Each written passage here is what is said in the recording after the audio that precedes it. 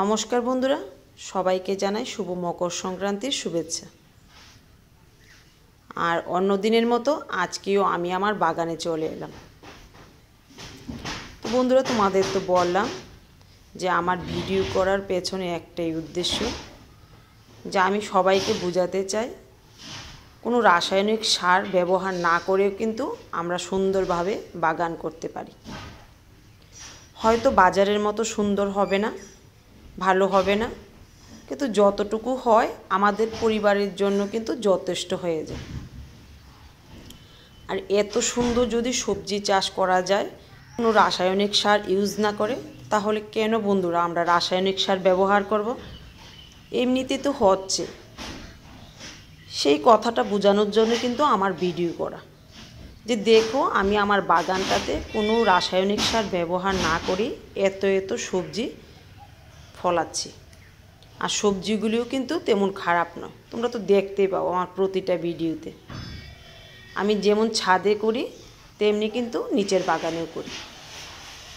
আর এত সুন্দর সবজি চাষ হয় যে রাসায়নিক সার দেওয়ার কোনো দরকারই পড়ে না।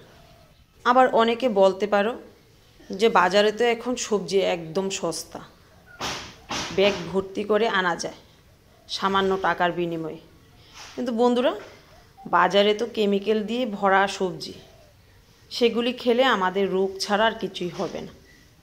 বাড়িতে যদি আমরা এইভাবে একটু সবজি চাষ করি, তাহলে কিন্তু আমরা ভালো খাবারটা নিজেও খেতে পারবো, আবার সন্তানদেরও ভালো খাবারটা খাওয়াতে পারবো। দেখো কতগুলি মূলা তুলে নিলাম, একদম অর্গানিক, তাতে কোনো রাসায়নিক সার নেই। দেখো কত সুন্দর হয়েছে। তো বন্ধুরা, এখন এই ধনেপাতাগুলি তুলে নেব, আর আজকে সবগুলি তুলে নেব। দেখো, আর ধনেপাতাগুলি এত ভালো হয়েছে কি বলবো তোমাদের। দেখো অনেক দিন কিন্তু এখান থেকে আমি ধনেপাতা পেয়েছি।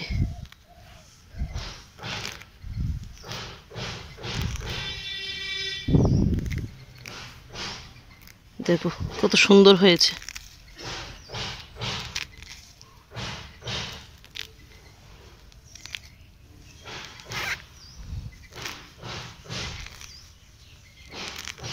আর যা দারুণ গন্ধ বেরিয়েছে না, কি বলবো তোমাদের।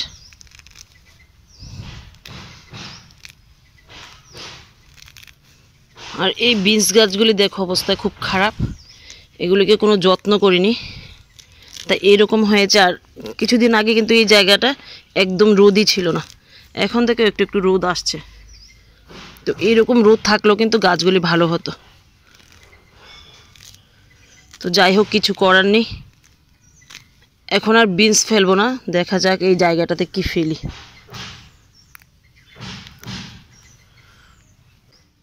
তো যতক্ষণ না বীজ আনি, দেখো অনেকগুলি হয়ে গেছে। তো ভাবলাম জায়গাটা খালি পড়ে থাকবে, এর মধ্যে দেখো আজকে কিছু মটরশুঁটি নিয়ে আসলাম, তো এই জায়গাটা লাগিয়ে দেব। এগুলি মটর হবে না, শুধু শাকই খাওয়া যাবে।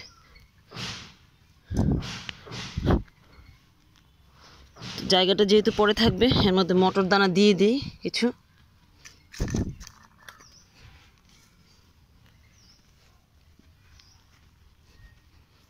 তো দেখো এর মধ্যে দিয়ে দিচ্ছি। এবার ভালোভাবে ঢাকা দিয়ে দিব ওগুলিকে।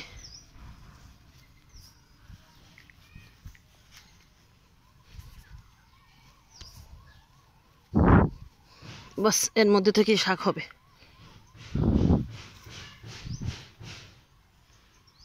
তো বন্ধুরা চলো এবার কিছু বেগুন তুলে নিই। আর কয়েকদিন ধরে বেগুন তোলা হয়নি, বেগুনগুলি দেখো কত বড় হয়েছে। দেখো আজকে কতগুলি বেগুন তুলি।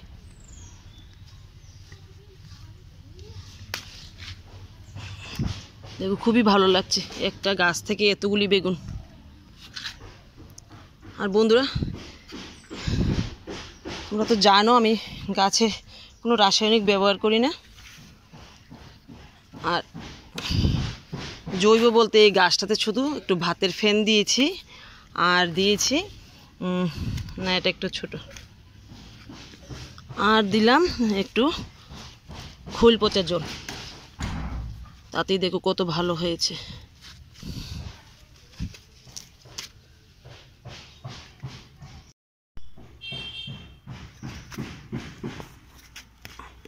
দেখো কতগুলি হয়ে গেছে, আর বাকিগুলি আরেকদিন তুলব। দেখো কতগুলি হলো, এই একটা গাছ থেকে এতগুলি হয়েছে। তো বন্ধুরা তোমরা এইভাবে জৈবভাবে বাগান করো, দেখবে তোমাদের গাছেও এত এত পরিমাণ বেগুন পাবে। তো চলো কি কি পেলাম দেখাই।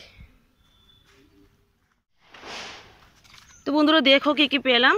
এই যে আজকে অনেকগুলি মূলা তুললাম, আর বেগুন তো তোমরা দেখলে অনেকগুলি বেগুন পেলাম। আর দেখো প্রচুর পরিমাণে ধনেপাতা পেয়েছি, আজকে পেয়েছি কি তুলে নিলাম। তো বন্ধুরা আজকের ভিডিওটা আর বড় করছি না, এখানে রাখছি। দেখা হবে আগামী দিন আগামী ভিডিওতে।